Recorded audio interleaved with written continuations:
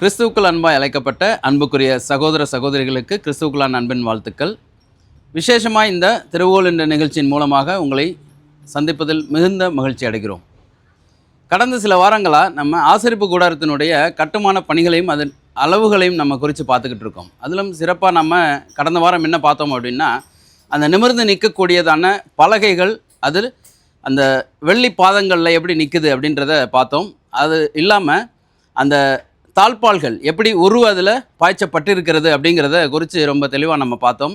அதை தொடர்ந்து இந்த வாரமும் நாம் அந்த ஆசரிப்பு கூடாரத்தினுடைய அந்த மூடு திரைகள் அப்படின்ற ஒரு காரியத்தை குறித்து இன்றைக்கி தியானிக்க இருக்கிறோம். வாங்க நிகழ்ச்சிக்குள்ளே போகலாம்.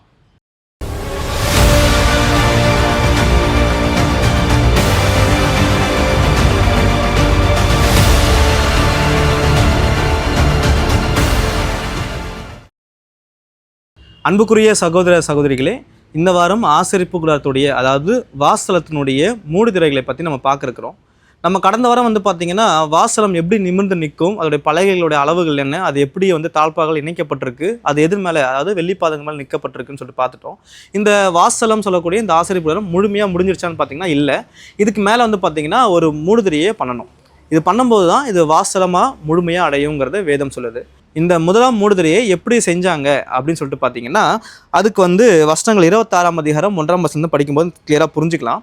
மேலும் திரித்த மெல்லிய பஞ்சு நூலினாலும் இளநீல நூலினாலும் இரத்தாம்பர நூலினாலும் சிவப்பு நூலினாலும் நெய்யப்பட்ட 10 மூடுதிரைகளால் வாசலத்தை உண்டு பண்ணுவாயாக. அதாவது வாசலத்தை எப்படி உண்டு பண்ணணும்னா, திரித்த மெல்லிய பஞ்சு நூல், சிவப்பு நூல், இளநீல நூல் மற்றும் சிகப்பு நூலை வச்சு நெய்யப்பட்ட 10 மூடுதிரையை பண்ணணும் அப்படின்னு சொல்லியிருப்பாங்க. அடிஷ்னலாக பார்த்தீங்கன்னா விசித்திர வேலையாய் கேருபீன்களை செய்ய கடவாய். அதாவது கேருபீன்களோட டிசைன்ஸ் அந்த விசித்திர வேலையாக அந்த ஒரு மூடுதிரையில் இருக்கணும் அப்படின்னு சொல்லிட்டாரு. மொத்தம் எத்தனை மூடுதிரைகள்னா 10 மூடுதிரைகள். இதோட அளவுகள் என்னன்னு சொல்லிட்டு கவனிக்கும் போது, ஒவ்வொரு மூடுதிரையும் 28 முழ நீளமும் 4 முழ அகலமுமாக இருப்பதாக மூடுதிரைகள் எல்லாம் ஒரே அளவாக இருக்க வேண்டும். இங்கே எப்படி சொல்லிட்டாங்கன்னா, ஒரு மூடுதிரையோட அளவு என்ன, 28 முழ நீளம் 4 முழ அகலம். அப்போனா 4 முழ அகலமும் 28 முழ நீளமும் இருக்கக்கூடிய இந்த ஒரு மூடுதிரை மொத்தம் எத்தனை செய்யணும்னா 10 செய்யணும். அடிஷ்னலாக அந்த 10 எந்த மெட்டீரியலில் செய்யணும்னா அந்த திருத்த மில்லி நூல், அந்த 4 விஷயங்கள் நம்ம பார்த்தோம். ப்ளஸ் அடிஷ்னலாக அதில் எம்ப்ராய்டரி டிசைன், அதாவது கேர்பினிங்னால அந்த விசித்திர வேலையாக இந்த டிசைன் செய்யணும்னு சொல்லிட்டு இங்கே பிரமாணம் தேவன் சொல்லிட்டார். இப்போ அடுத்து 5 மூடுதிரை ஒன்றோடு ஒன்று இணைக்கப்பட்டிருக்க வேண்டும், மற்ற 5 மூடுதிரைகளும் ஒன்றோடு ஒன்று இணைக்கப்பட்டிருக்க வேண்டும். இப்போ என்ன சொல்லிட்டாருன்னா, 10 மூடுதிரைகள் இருக்கு இல்லையா, அதில் 5 ஒரு பகுதியாகவும் மற்ற 5 ஒரு பகுதியாகவும் செய்யணும். இது செஞ்சுட்டு எப்படி இணைக்கணும்னு சொல்லிட்டு அடுத்த வருஷம் படிக்கும்போது, இணைக்கப்பட்ட ஒரு மூடுதிரையின் கடை ஓரத்தில் இளநீல நூலினாலும் காதுகளை உண்டு பண்ணி இணைக்கப்பட்ட மற்ற மூடுதிரையின் கடை ஓரத்திலும் அப்படியே செய்வாயாக. அதாவது இளநீல நூலினால் என்ன பண்ணணும்னா காதுகளை உண்டு பண்ணி அதை கிளப் பண்ணுறதுக்காக இங்கே காதுகளை செய்ய சொல்லிட்டாரு. அடிஷ்னலாக காதுகள் ஒன்றோடொன்று இணையும்படி ஒரு மூடுதலின் 50 காதுகளையும் இணைக்கப்பட்ட மற்ற மூடுதலின் ஓரத்தில் 50 காதுகளையும் உண்டு பண்ணுவையாக 50 பொன் கொக்கிகளையும் பண்ணி மூடுதிரைகளை ஒன்றோடு ஒன்று அந்த கொக்கினாலே இணைத்து விடுவாயாக. அப்போது அது ஒரே வாசலமாகும். அதாவது இந்த ஆசரிப்புறத்தை முழுமையாக அடையணும்னா அந்த மூடுதிரைகளை எப்படி இணைக்கணும்னு சொல்லும்போது 50 காதுகள் 50 கொக்கிகள். இந்த கொக்கிகள் பார்த்தீங்கன்னா பொன்னினால் இருக்கணும் அப்படின்னு சொல்லிட்டு இங்கே தேவன் சொல்லிட்டாரு. இப்போ என்ன பண்ணணும், நம்ம பிக்சரைஸ் பண்ணிக்கலாம். இங்கே இமேஜும் உங்களுக்கு போடுவாங்க.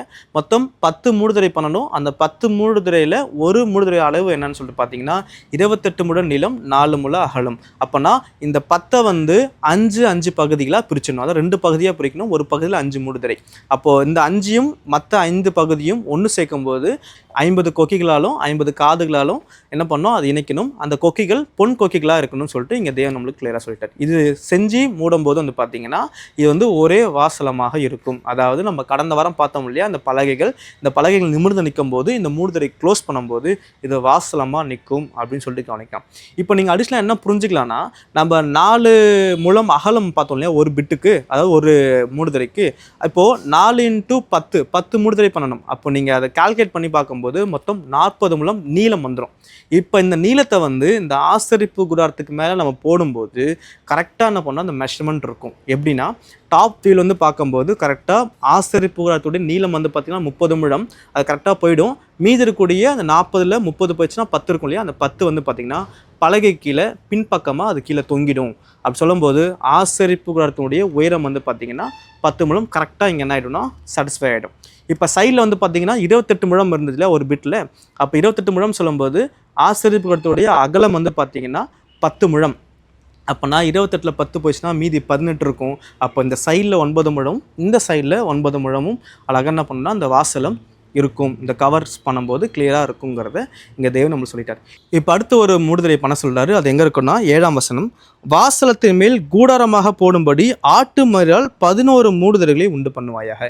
இங்கே தேவன் என்ன சொல்லிட்டாருன்னா ஃபர்ஸ்ட் ஒரு கவரிங் போட்டு க்ளோஸ் பண்ணிட்டாங்க. செகண்ட் கவரிங் வந்து பார்த்தீங்கன்னா ஆட்டு மறினால் 11 மூடுதிரை பண்ணணும்.